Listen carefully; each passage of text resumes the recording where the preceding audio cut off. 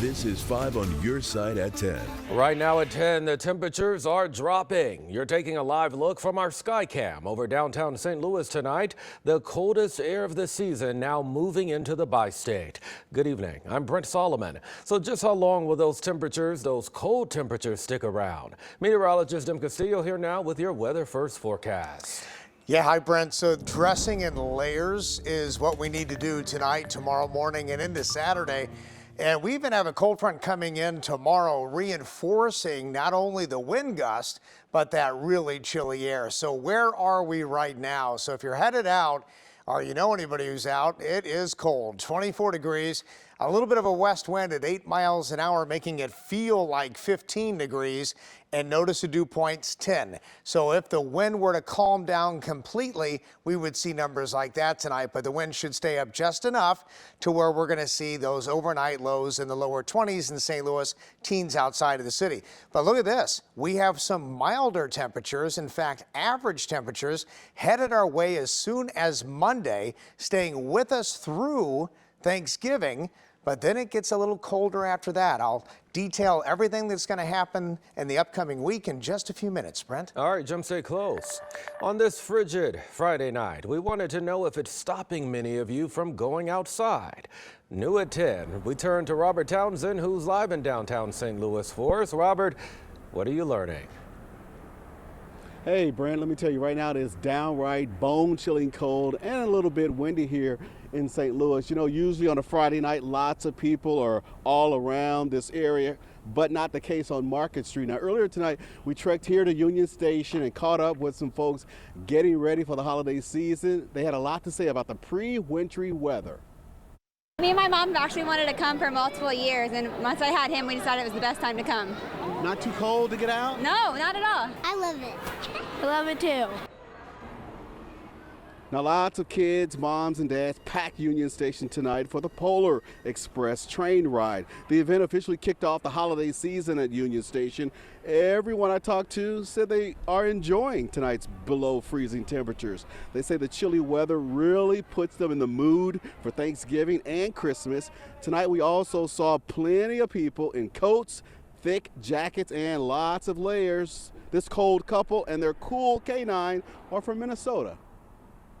It's cold, but not when you compare it to Minnesota, not that cold. Got my scarf, my hood up, forgot my gloves as well, but hey, making it. Colder the better. We'll like some snow. Just a few little flurries would be really pretty.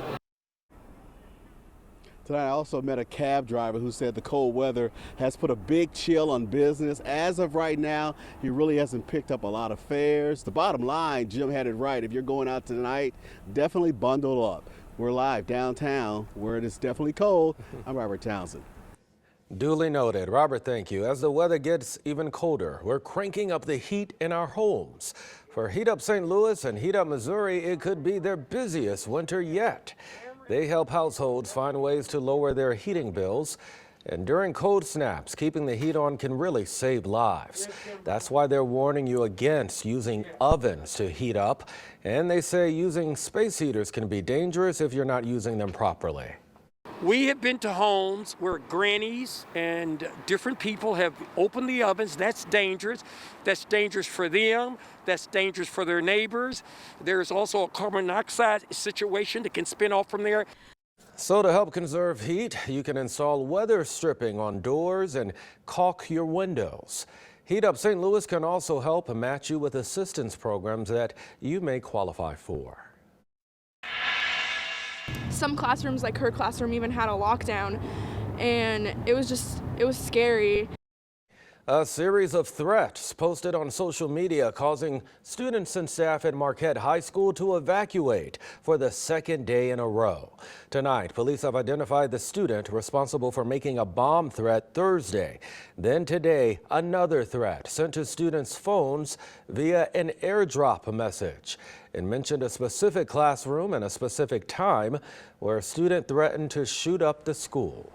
This prompted a quick response from police and the school, but it left students shaken up. I'm just really panicked, honestly. Shaken up. Yeah. It just felt way too real, and just being in the lunchroom and seeing everybody just scream and run. School officials say the person responsible for those threats will face disciplinary action and possibly criminal charges. Tonight, a woman is dead, another in the hospital after a fight at a Normandy apartment. Police were called to Castle Park Apartments around 10:30 last night. When officers got there, they found a woman dead outside of the building. They are not saying how she died. The other woman was shot. She is expected to be okay. One person is in custody, no word yet on charges. We have an alert tonight for people who live and work in downtown St. Louis and the surrounding areas. A water boil advisory is in effect until at least tomorrow. A massive water main break at Market and 11th Streets is to blame. So far, the city has not found any problems with the water, but that advisory is a precaution. More test results expected tomorrow, but the affected areas include Old North St. Louis, Carr Square, Downtown West, LaSalle Park, and Soulard. Tonight, we're learning more about the consolidation of St. Louis dispatch centers. Alderman Brandon Bosley proposed a bill to create a public safety answering point, also known as PSAP. Now, this would merge the city's fire, EMS, and police dispatch centers into one. The St. Louis Fire Chief says this will help make things a lot easier for first responders. And make it easier to coordinate the everyday emergency calls, but more importantly, it makes it easier to coordinate any type of major event. Now, this is all part of a $42 million project. A 17,000 square foot building would be built on the existing fire department headquarters. And some of the funds will also go towards new software for 911. Today, St. Louis lawmakers passing several bills to create tax subsidy districts along the Mississippi River in North St. Louis. According to the St. Louis Business Journal, it's part of a $325 million entertainment, restaurant, and retail complex on Riverview Drive. Other attractions include a marina, a water park, a 35,000 square foot conference center, hotel rooms, and even condominiums. Construction could begin next year. Developing today, former President Donald Trump will be the subject of a second special counsel investigation. Attorney General Merrick Garland making that announcement this afternoon. Jack Smith will now lead the investigations into Trump's possible involvement in the January 6th attack on the Capitol and his handling of classified documents found at Trump's Mar-a-Lago home. Garland said naming a special counsel is just the right thing to do. Based on recent developments, including the former president's announcement that he is a candidate for president in the next election, and the sitting president's stated intention to be a candidate as well, I have concluded that it is in the public interest to appoint a special counsel. The former president's campaign spokesman said, quote, "This is a totally expected political stunt." The White House declined to talk about the move during today's press briefing. Tonight, we're mourning the loss of Jay Randolph Jr. That's the son of legendary St. Louis sportscaster Jay Randolph. Randolph Jr. was recently diagnosed with a terminal illness. He was a golf commentator and hosted the show Fairways and Greens. It aired on multiple radio stations. Jay Randolph Jr. was 53 years old. We'll be right back. Tomorrow it's Winterfest at Cleaner Plaza, and it actually returns to downtown St. Louis festivities, beginning with a 5K run at 7:30 in the morning and a tree lighting ceremony at 5 o'clock right here at Cleaner Plaza. Then families can go ice skating, eat delicious s'mores, and drink hot chocolate. How about that? Winterfest running every Friday through Sunday. That's until January 1st. And it's beginning to look a lot like Christmas at Tillis Park. Here's a first look at this year's light display featuring more than 1 million lights. Crews have been working hard to make this year's Winter Wonderland special. It's now open through December 30th. For more information on other holiday displays all across the bi-state, text the word lights to 314-425-5355. Well, we seem to have a little bit of back and forth with this weather. I mean, it's cold right now. We're expecting a warm up soon, but then just to get cold right again, Jim.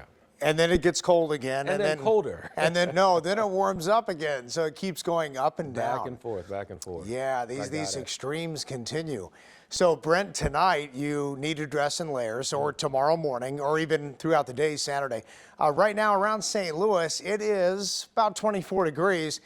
And, well, we were looking at Robert's live shot, and he is bundled up because the wind is out there, and even just a little bit makes it feel like 15 degrees, even though the actual temperature is 24. So the low, 24, the high, 34, averages are 54 and 36. We'll get there on Monday. But current temperatures right now, low 20s all over St. Louis City and County and surrounding areas. Edwardsville at 23. And then that wind chill, what it really feels like. We have a 12 for you at Lake St. Louis, and also O'Fallon, Missouri at 13, and Baldwin about 13. So lows tonight, you know, if the wind died down completely, we would probably drop to the dew point, which is more around 10. But the wind stays up west at about 5 to 10 tonight. So then those overnight lows in the teens and low 20s. So very cold and more like January. So the upper level winds are going right across the area. Big trough of low pressure in Canada. And we have the lake effect snow machine going on in the Great Lakes all over the place there. Heavy snow, very heavy snow. In fact, already 4 feet in Buffalo or around that area. We have a cold front coming through here tomorrow. It comes through here dry, but the wind gusts could be as high as 30 miles an hour, making it feel even colder. 38, 39 degrees around noon, and then we drop down into the 30s throughout the afternoon. And once again, a very cold night tomorrow night in the teens for most of us. Then the cold Arctic air kind of retreats on Sunday, low 40s, 50s for Monday, all the way through Thanksgiving. But Friday, it does get cold again. We might see a little bit of moisture coming in Thanksgiving, maybe a rain shower. Could end as a couple of snow flurries on Friday, but it doesn't look like a big storm system for us. And then as we look further down the road here, November 26th through December 2nd, it looks like above average temperature. So see that up and down pattern continues. 10-day forecast, Saturday's high 39, sunshine, sunny Sunday, 43. Tomorrow is very gusty though. Then on Monday, 54, 59 Tuesday. Beautiful to start this week coming up, the holiday week. A chance of a shower on Thanksgiving, a flurry early on Friday, and then we're close to 50 next weekend. All right, Jim, we'll keep it in mind. Thanks. Yeah. That's your news at 10. Corey Miller now with 5 on your side.